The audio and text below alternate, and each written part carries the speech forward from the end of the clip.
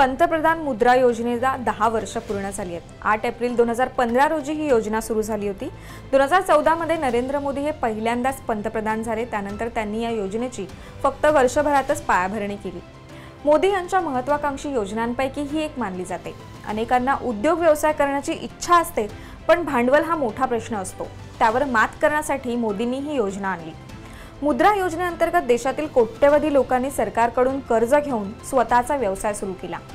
या योजनेअंतर्गत गेल्या 10 वर्षात एकूण 33 लाख कोटी रुपयांचे कर्ज वाटप करण्यात आले। अनेक नॉन कॉर्पोरेट, अकृषक, मध्यम, लघु आणि कुटीर उद्योजकांना मोठा पाठबळ मिळाले।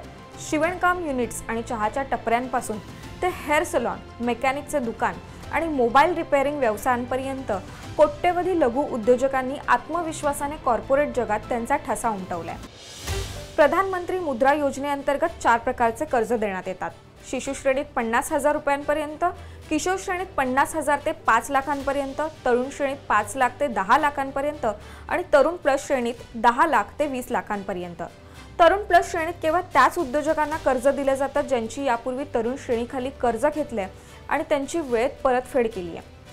मुद्रा कर्जासाठी ऑनलाईन आणि ऑफलाईन अशा दोन्ही पद्धतीने अर्ज करता येतो। ऑफलाईन पद्धतीत तुम्हाला जवळच्या बँकेच्या शाखेत जावं लागेल। तिथे मुद्रा कर्जासाठी अर्जाचा फॉर्म भरून आवश्यक ती कागदपत्रे जोडावी लागतील।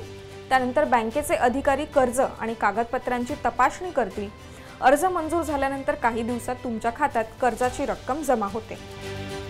तर ऑनलाईन पद्धतीसाठी तुम्हाला संबंधित बँकेच्या अधिकृत वेबसाईटवर जावं लागेल। तिथे प्रधानमंत्री मुद्रा योजनेचा फॉर्म डाउनलोड करून त्यात सर्व माहिती भरून आवश्यक डॉक्युमेंटसह तो फॉर्म अपलोड करावा लागेल।